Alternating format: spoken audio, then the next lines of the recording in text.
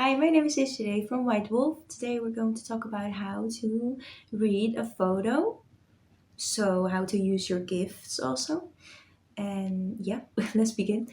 Photo reading is it's actually a gift, multiple ones, because if you read a photo, if you try to understand how a person is doing and what where they came from and where they're going, yeah, future predictions and how they feel, how their body feels, then you use multiple gifts. Of course, you think firstly of clairvoyance because you read the photo with your eyes, and that's true.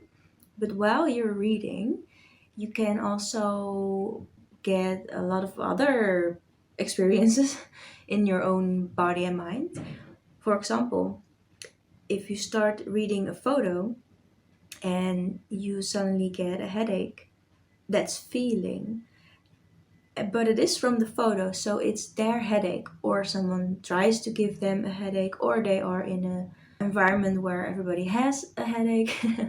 So you use more than just clairvoyance if you read a photo. But how do you start to read a photo? First, you some people say you have to have permission. I sometimes say otherwise because some people can't give permission if they're ill, and I believe strongly that if you read a photo without permission, you just get the info that you are supposed to get, and the guides will make sure of that. So that um, if we're talking about protection, photo reading is actually quite safe. I think there's more danger in learning how to use the pendulum or an Ouija board, which I would not recommend, or the automatic writing.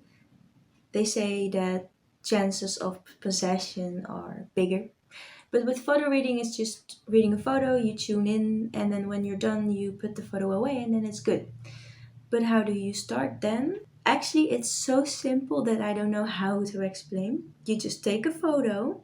You can, for example, use a photo of a friend so that you read a photo together with a friend, and he or she gives you a photo of someone he knows but you don't, and then you read that photo, and then your friend tells you what they recognize or not, so you get a sort of immediate feedback, and then you just start to read. And then the most crucial thing is whatever you start to feel, hear, think, or do, even after you start reading the photo, is, well, almost 100% sure that what you're doing and thinking and feeling is from that person.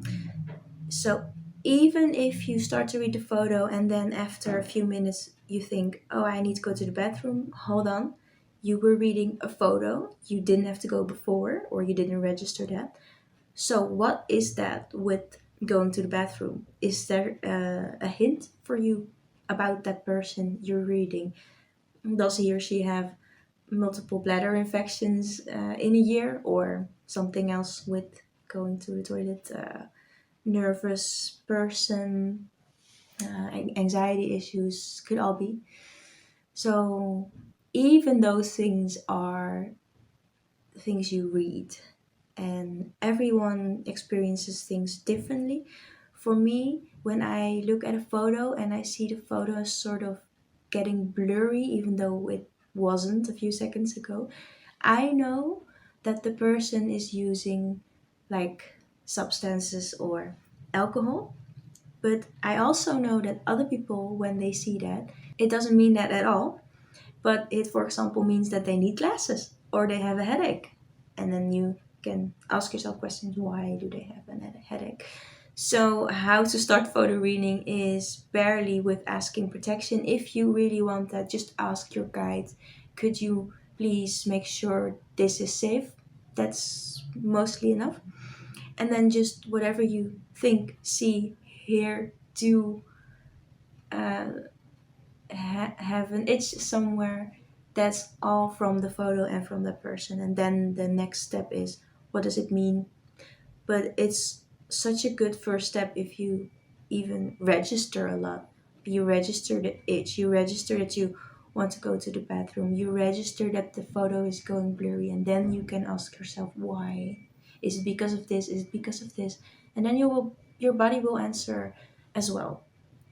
But sometimes it takes a few photos to understand how your body answers. What is yes, what is no. So that was it for how to start with photo reading. I hope you I hope you liked it, and yeah, let me know how your reading went, and don't forget to subscribe. And until next time.